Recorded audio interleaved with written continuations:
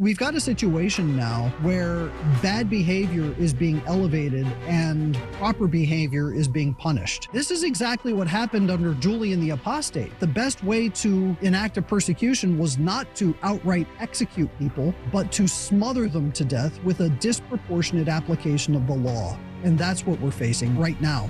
We're going to be talking about clarity in the time of confusion with Michael Hichborn at 30 past the hour. By the way, my name is Joe McLean. I host a radio program called A Catholic Take, where we look at the world through a Catholic lens. I'd love for you to hang out with us. If you like it, give it a thumbs up and let us know what you think in the comments below. If you haven't done so already, you need to get registered for the upcoming 25-year anniversary celebration in Buffalo, New York. It's going to be a big deal. I can't wait to be there. I'm going to be there. Raymond DeRorio, Candace Owens, Father Bateg, Bishop Strickland, and Jim Havens, and so much more. And we want you to be a part of it. We want to hang out with you and celebrate 25 years of the apostolate. Michael Hichborn is on the team today from Lepanto Institute. LepantoIN.org is the website. We highly encourage you to check it out. We'll put a link to it in the show notes, LepantoIN.org. Let me start with the Vigano schism that happened on Friday, or the Vigano excommunication as a result to schismatic charges, what I meant to say. What was your take on that news? Well, when I heard it, I wasn't surprised. It was something that you just kind of expected to happen. I guess what surprised me the most was that it took so long. But here's the thing about the whole situation. My personal take on it is that it takes two hands to tear a page in half. Amen.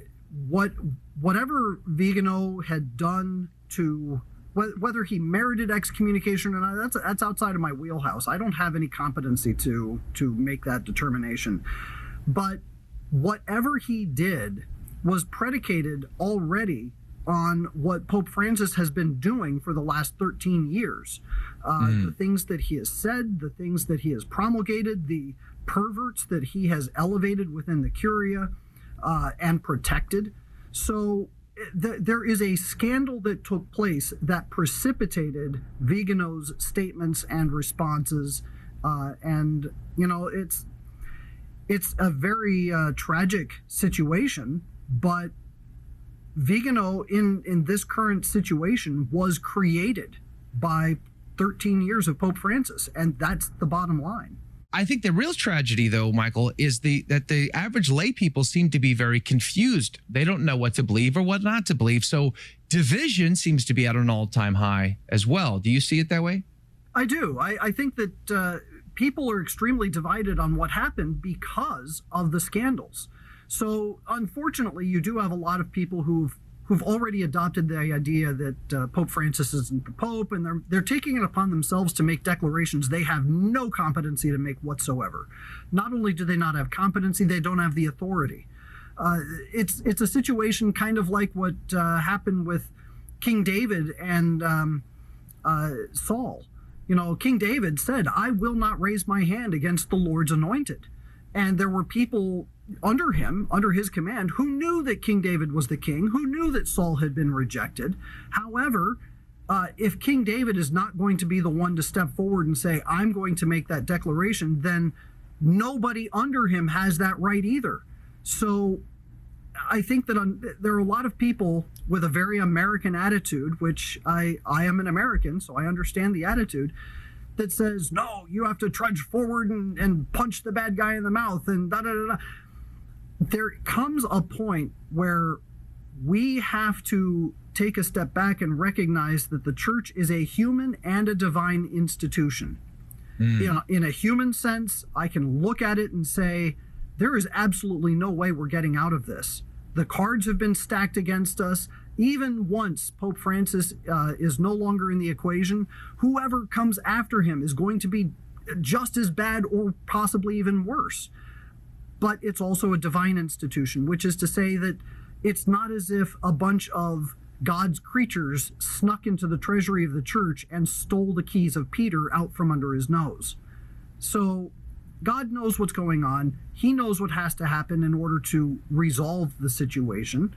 Amen. But we have to be faithful in what we're doing, and we have to sacrifice. We have to pray and sacrifice and offer reparations for our sins, because that's why this is happening to begin with. I think that Archbishop Viganò actually owns some of the fault here. He had an opportunity to engage in a trial where he could stand forward and say, here's the evidence that I have. Here's why I said the things that I said, and then defend his position in a canonical court. Now, whether any of that would have been made public is anybody's guess. Probably not. But I think that Archbishop Viganò had an opportunity to present his evidence, to present it as clearly as a lawyer would present it, and he squandered that opportunity. I would have taken the shot. You know, His Holiness Pope Francis made it very clear in that 60 Minutes interview, there will be no female ordinations, Michael Hichborn. So nothing to worry about. The case is closed. The door is shut. Peter has spoken. So then, if that's true, why is he approving an investigation into female ordinations at the Vatican right now? It's the same thing all over. I mean, he has said consistently, oh no, we can't ordain women. Women can never be priests. They can't be part of the priesthood or receive the sacrament of holy orders. He's been consistent in that statement, but he's also been very consistent in commissioning these investigations into the female diaconate and commissioning these ideas that, well, maybe women can be ordained only in this one instance. And he allows the conversation to continue even though he's shut it down. So it's a little bit of talking out of both sides of his mouth, and it's almost like a magician's trick.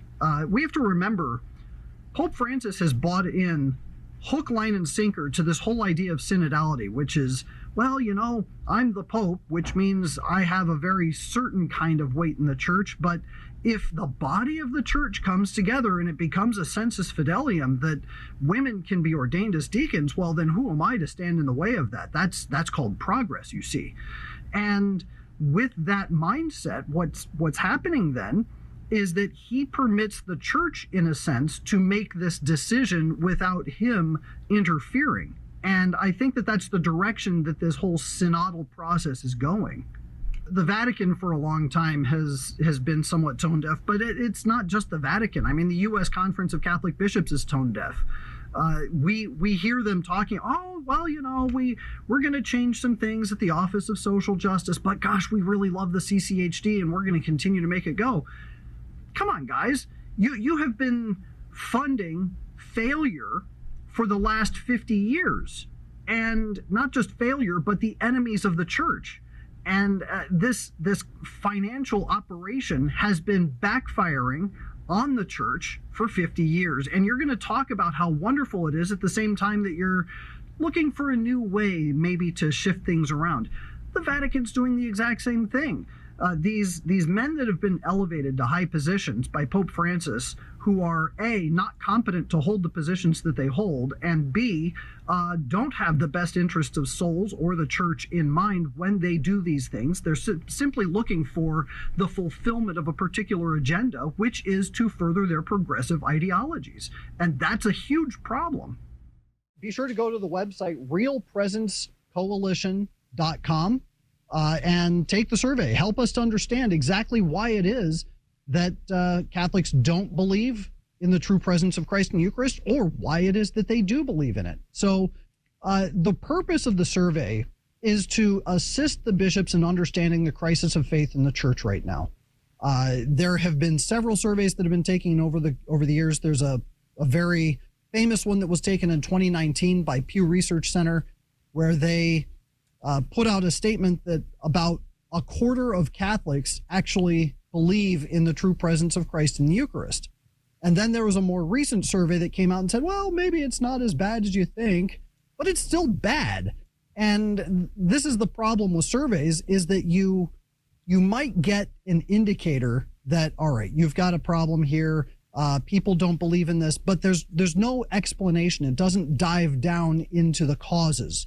So that was the purpose of this survey, to try and figure out exactly why it is that people may or may not believe in the true presence of Christ in the Eucharist. What are the influencing factors? And there are questions associated with that in the survey itself. The problem with polls and surveys and statistics, my grandfather used to tell me that statistics lie and liars make statistics. You can make a statistical analysis say anything you want it to. And if you're trying to get a cross section of the church or what the faithful in the church believe, you have to get a true cross section, which means you're taking samples from the worst dioceses and the best dioceses, and you're trying to get a sample from all the different dioceses in between. So we don't know where the samples that they got for the recent survey came from. We don't know how the questions were formulated necessarily that led to a particular conclusion. How was the question asked? All of these things influence the way a survey result comes out. So that was really kind of the impetus behind this current one, because what we want is as close to a real cross-section of faithful Catholics or even unfaithful Catholics as we can get. Anybody calling themselves Catholic, really. We want to get as real a cross-section as we can, but the questions were formulated specifically to get as precise a response as is possible. And once you get the statement, yes or no, I believe, I don't believe, then you get the influencing factors. Well, what do you think influenced you in thinking this way? Or what do you think influenced you in thinking that way? With those influencing factors, we can get a more a better analytical tool for understanding what the crisis is and why the crisis is. We've got a situation now where bad behavior is being elevated and proper behavior is being punished. And I can't really imagine it being any other way at the moment. Unfortunately, we have prelates and priests in the church who are conducting the masses in a horribly irreverent and in some cases blasphemous or sacrilegious manner. Anthony Stein pointed out the other day that there's a priest that said mass on a surfboard in the water with a bunch of bikini-laden people, hanging around. I remember. Was there any punishment of this particular priest? Was there any reparation done because of what he did? No. But if somebody were to say an illicit traditional Latin mass, well, he gets drawn and quartered. Right. This is exactly what happened under Julian the Apostate, who figured that the best way to enact a persecution was not to outright execute people, but to smother them to death with a disproportionate application of the law. And that's what we're facing right now. Did you like that video? It's okay. You can admit it. It's perfectly fine. Hey, we cover the big stories of our day, from inside the church to outside the church to all points in between, and we do it from a Catholic perspective. It's called A Catholic Take. It's a radio program Monday through Friday. We live stream it right here on this channel, by the way, so make sure to subscribe, like, and share. We would be very grateful to you. And don't forget, you're going to want to watch this video right here because you don't want to miss anything.